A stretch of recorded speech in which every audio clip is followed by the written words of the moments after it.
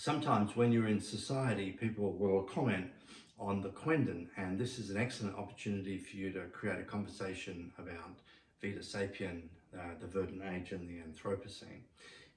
There's a little technique that we've developed that allows you to show the people you're speaking to the Quendant at close quarters, and we call it the Pluck. Let me show you the Pluck.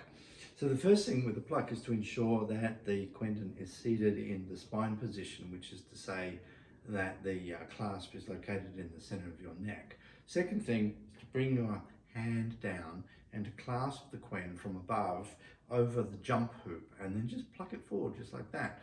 And you'll notice that the strings are sort of imbalanced there and they wobble around a bit, and it's just a visual effect that you can use. And then of course, once you've had your conversation, then you can replace the Quen by putting it back onto your neck. And of course, you do that by raising your hands together and just allow the magnets to clasp together just like that. Bring your fingers down over the string to seat the Quen perfectly, and then you're good to go.